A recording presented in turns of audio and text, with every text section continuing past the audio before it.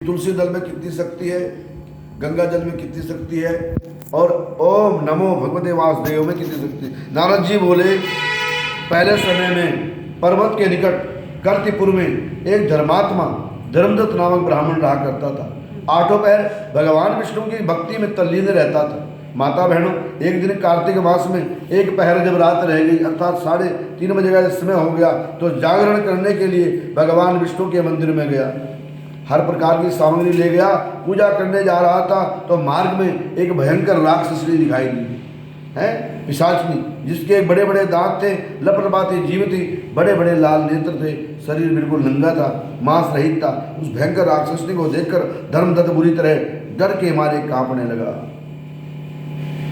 कुछ उपाय नहीं देखे, हम लोग दूर से आ रहे हैं, आप तो यहाँ घर में लाइट भी आसपास और पास से आ रहे हैं आप लोग। पहले लोग बहुत दूर दूर से आते थे, है ना, तो उसे डर लगा। रास्ते में राक्षसी दिखाई दी सामने, तो हे माता बहनों, उसने पूजा वाली थाली और वो तुलसी जल का लोटा उस राक्षसी पर फेंक दिया डर के मारे।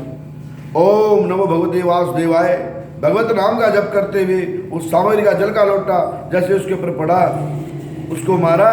उसके जन्म जन्मांतर, ध्यान दीजिएगा, उसके जन्म जन्मांतर के पाप नष्ट हो गए और हाथ जोड़कर धर्मदत्त के चरणों में गिर पड़ी। उसने कहा, हे विप्र। विप्र किसे कहते हैं? ब्राह्मण को।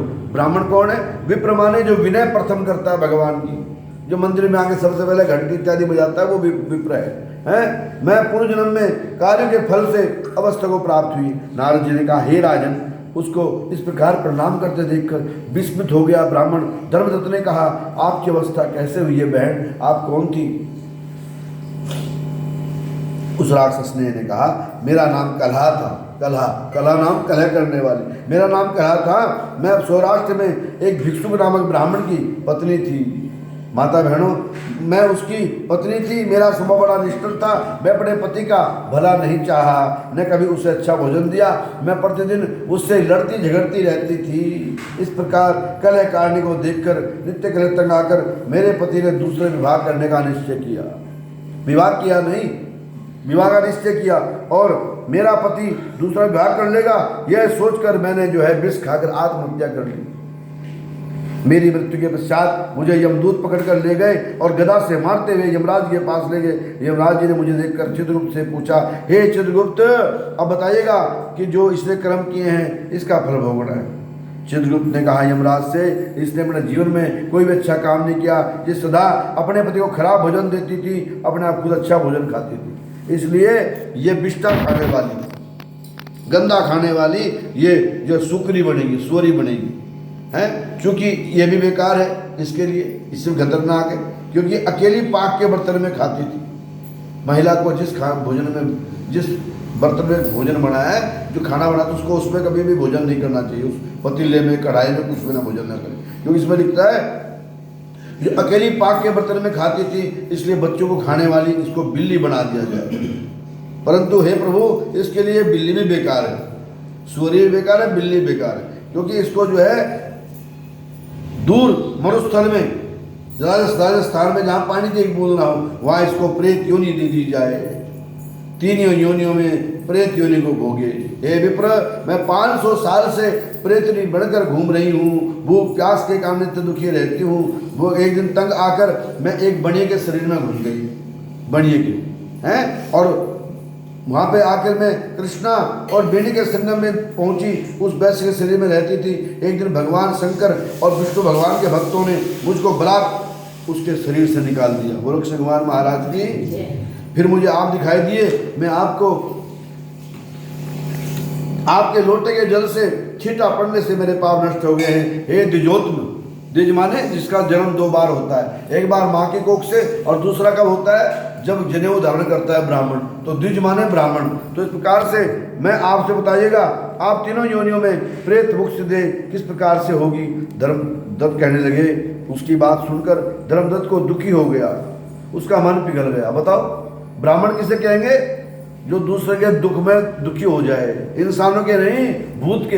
हे मेरी माता बहनों, उसने कहा कि कार्तिक के समान कोई पुण्य नहीं है नारद जी ने कहा, हे राजन, इतना कर धर्मदत्त ने कहा, ओम नमो भगवते वासुदेवाय, द्वादश अक्षर मंत्र सुनकर पुनः तुलसी का जल उसके ऊपर छिड़का और कहा कि क्षण भर में प्रिय तेरी छूट जाएगी, तू जा, क्योंकि मैं तुझे अपने उसका जो है आधा पुण्य देता हूं जो मैंने आज तो सारे कर्म किए। शिखा के समान दिव्य रूप धारण करके लक्ष्मी के समान सुंदर हो गई और वो धर्मदत्त को दंडवत प्रणाम करने लगी, प्रसन्नता से गदगद हो गई। हे ब्राह्मण, आपके आशीर्वाद से मैं इस घोर नरक से छूट गई हूँ। मुझ पाप सागर में डूबी हुई के लिए आप तो नौका के समान हैं। नारद जी ने कहा, हे राजन, अब कलहा इस प्रकार कह रही थी, ध्यान दीजिए माता बहनों। उसी समय एक दैदीप्यमान विमान आया। विमान में जयशील, पुण्यशील, जय और विजय भगवान विष्णु के 4 गण नीचे आए और उन्होंने जो है धर्मदत्त को अपने हाथों में उठा लिया। मरकर तो सब उठाते, जिंदे व्यक्ति को कोई नहीं उठाता। उस जिंदे व्यक्ति को उन चारों दूतों ने भगवान विष्णु का रूप रखकर उसे अपने हाथों में खिलाने लगे और कहने लगे, हे द्विजश्रेष्ठ, आप धन्य हैं, भगवान विष्णु के व्रत की सेवा में लगे रहते हैं, आप सर्वदा दीन दुखियों का पालन करते हैं। आपने जो बाल्यकाल में पवित्र शुभ कार्तिक व्रत किए थे ना, उसके आधे फल से हम इस कलहा राक्षसनी को इसको विष्णु रूप देकर इसको बैकुंठ धाम ले जा रहे हैं। यही नहीं, आपकी कृपा से सैकड़ों जन्मों के पाप नष्ट हो गए। इसके जागरण के कारण पुण्य प्रभाव से आकाश मंडल से विमान आया है।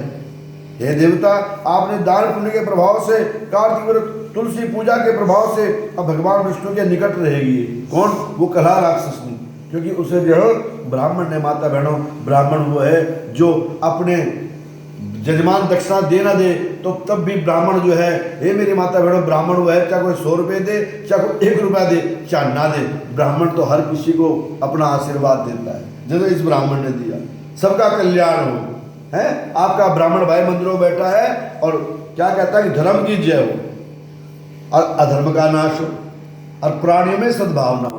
प्राणी सद्भावना का मतलब क्या है? केवल हम ही लोग नहीं, डंगर ढोर जानवर जितने भी हैं उनमें सद्भावना हो और विश्व का कल्याण हो। चाहे विश्व में पाकिस्तान है और चाहे अमेरिका है, चाहे चीन है, सबका कल्याण हो जाए, क्योंकि भगवान ने हमें एक ही धरती बख्शी है। कुदरत ने तो बख्शी थी हमें एक ही धरती, हमने कहीं भारत कहीं ईरान बसाया। भगवान धरती माता एक है, चाहे वो धरती पाक की है और चाहे वो धरती हिंदुस्तान की है और चाहे वो आपके इंग्लैंड की है, भगवती माता तो एक ही हमारी है। तो भगवान बोले, ये भगवान उसके निकट रहेगी। आप भी जन्म के पश्चात दोनों स्त्रियों के साथ बैकुंठ लोक में विष्णु भगवान के समीप रहोगे। जब तुम्हारा पुण्य क्षीण हो जाएगा ना, तुम पृथ्वी पर सूर्यवंशी राजा दशरथ बनोगे। उसे कहा, और यह तुम्हारी पत्नी बनेगी और कलहा भागीदार होने के नाते ये तुम्हारी पत्नी केकई बनेगी, है ना, केकई बनेगी। और भगवान विष्णु तुम्हारे पुत्र के रूप में प्रकट होंगे, देवताओं का कार्य करेंगे, दैत्यों का नाश करेंगे। हे दया के सागर, तुम धन्य हो, धन्य हो, धन्य हो, क्योंकि तुमने जगत गुरु भगवान विष्णु को प्रसन्न करने का कार्तिक का व्रत किया है।